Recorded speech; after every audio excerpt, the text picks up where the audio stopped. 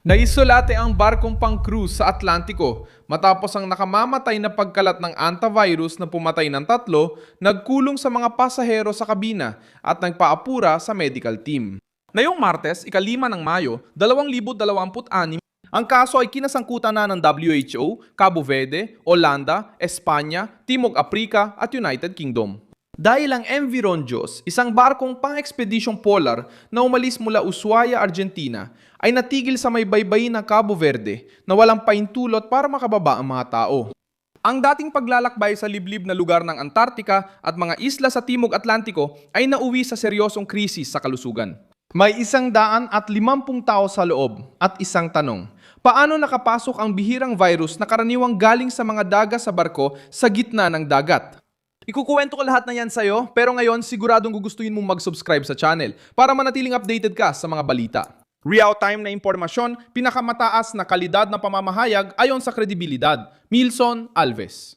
Ipinabatid ng World Health Organization na natanggap ang babala noong ika-2 ng Mayo matapos magkaroon ng mga malulubang kaso ng sakit sa paghinga sa loob ng barko.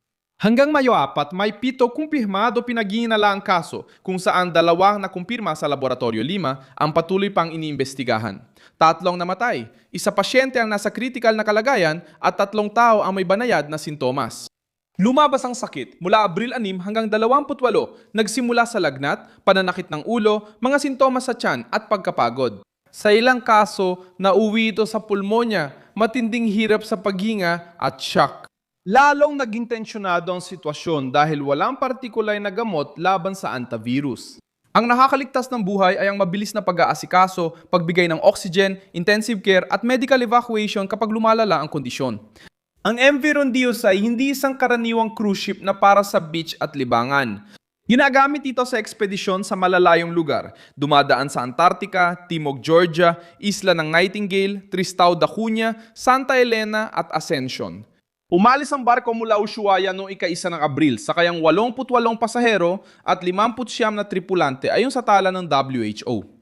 May 23 nasyonalidad na sakay sa biyahe na ibinenta bilang matinding karanasan sa kalikasan, kabilang ang pagmamasid ng ibon, balyena at liblib na tanawin. Dito nagsisimula ang pag-aalala. Iniimbestigahan ng mga autoridad kung nangyari ang pagkakalantad bago sumakay habang dumadaan sa Argentina o sa mga ekskursyon sa mga lugar kung saan magkasamang namumuhay ang mga ibon at daga sa natural na kapaligiran. Ipinapakita ng mga unang biktima kung paano tahimik na lumaganap ang krisis. Isang 70 anyos na lalaking Olandes ang nilagnat, sumakit ang ulo at nagkaroon ng banayad na pagtatae noong Abril 6. Mabilis lumala ang kalagayan niya at namatay sa barko noong Abril 11. Nagkasakit din ang kanyang 69 anyos na asawa. Bumaba siya sa Santa Elena at dinala sa Johannesburgo sa Timog Aprika, ngunit namatay siya noong ika-26 ng Abril. Pagkatapos, isang lalaking Briton ang nagkaroon ng lagnat, hirap sa paghinga at mga palatandaan ng pulmonya. Inilika siya sa Ascension at dinala sa ICU sa Johannesburgo. Noong Mayo 2, namatay ang isang babaeng Aleman sa barko matapos makaranas ng sintomas ilang araw bago nito. 3 pang hinihinalang kaso ang nanatili sa barko habang ang mga medical team ay nagsimulang suriin ang mga pasahero at kumuha ng mga sample. Hindi pinayagan ng Cabo Verde na bumaba ang mga pasahero dahil kailangan munang makontrol ang lokal na panganib bago magbigay ng anumang pahintulot. Iniwan ng desisyong ito ang barko sa malungkot na paghihintay habang tumataas ang presyon na mailikas ang mga may sakit. Naghanda ang Olanda para sa medikal na paglikas ng mga malubhang pasyente. Sinabi ng WHO na nakikipagtulungan nito sa operator ng barko at sa mga bansang pinagmulan ng pasahero para maiuwi silang ligtas. Nakilahok ang Espanya dahil lumabas ang Canary Islands bilang posibleng lugar para sa investigasyon, pagdidisimpekta at kontroladong pagbaba ng pasahero.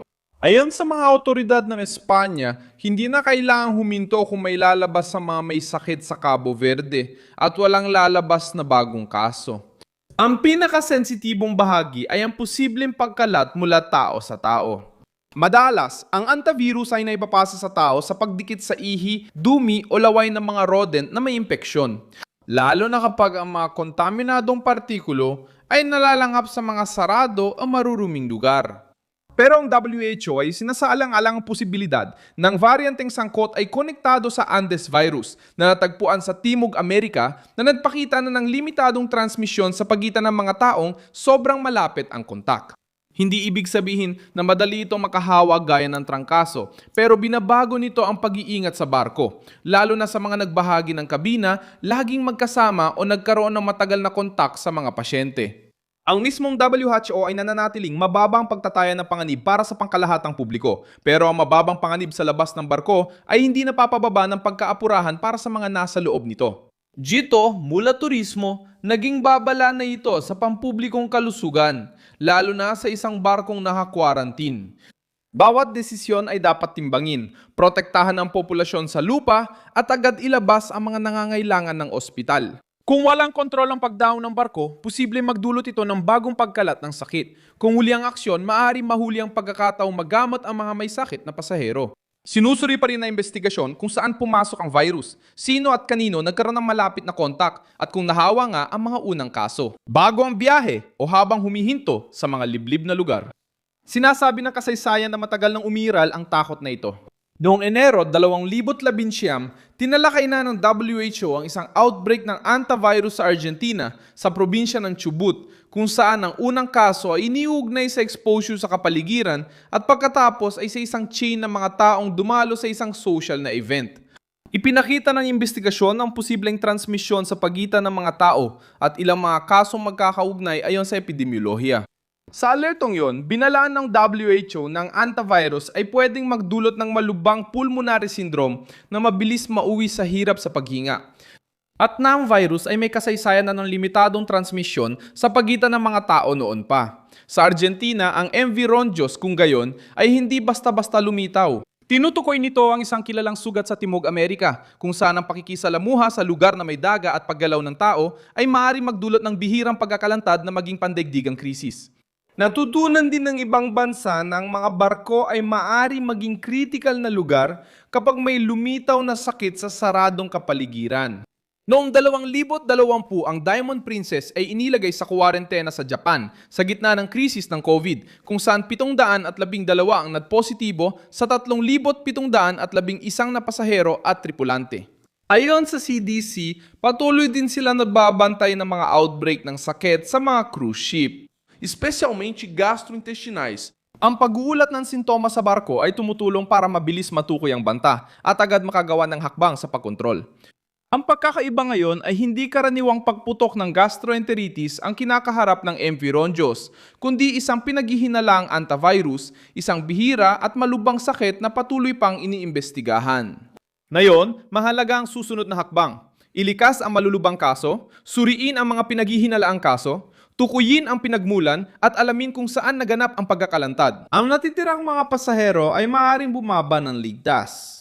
Ang operator ng Oceanwide Expeditions, ang WHO at mga autoridad mula sa iba't ibang bansa ay nagsisikap na magtulungan para sa isang solusyon na hindi magdudulot ng takot na maging kaguluhan o ng pag-iingat na maging kapabayaan. Ang barko ay simbolo ng krisis na madaling maintindihan pero mahirap lutasin. 3 tao ang namatay at may mga nagkasakit pa. Naghihintay ang mga pasahero sa kwarentena. Sinusuri ng mundo kung paano nakapasok ang bihirang virus sa ekspedisyon, kaya napahinto ang cruise ship sa baybayin ng Afrika.